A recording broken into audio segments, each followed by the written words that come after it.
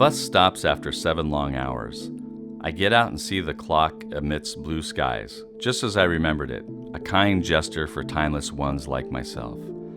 I entered from the south before, but today it is the west.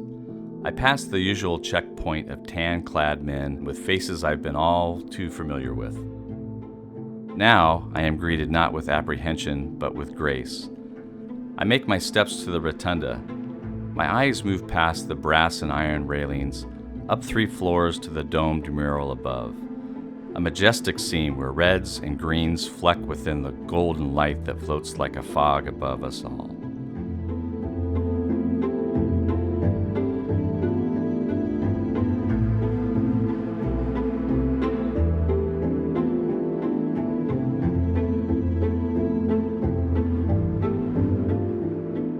The Polk County Courthouse has had many lives, from a small brick structure in 1848 to more modest proposal in the later century.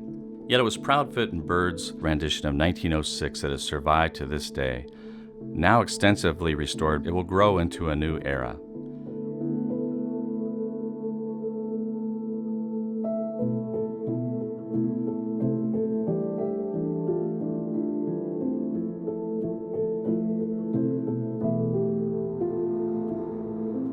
Insulated by the cold marble, taking refuge from the heat outside, I wonder what others must have felt as they entered the courtrooms. The honey-colored hardwood podium, the satin-stained seats, the delicate wallpaper leading to the secret chambers, even the hefty yet subtle double-hinged doors.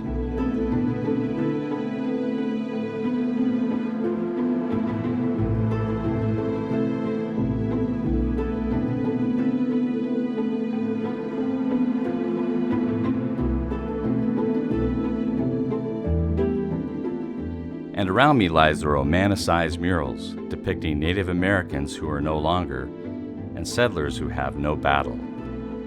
When there are no cases to be won or hearings to be held, what are we left with? When there's silence in the room, what do we see?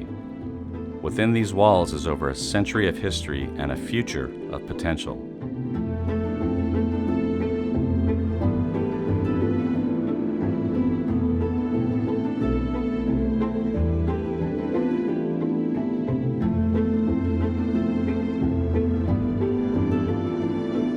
Just as the painted railings, false ceilings, and plaster walls were stripped to reveal the beauty beneath, perhaps our layers of history can be stripped to reveal the ingenuity and resilience of humanity, past, present, and beyond.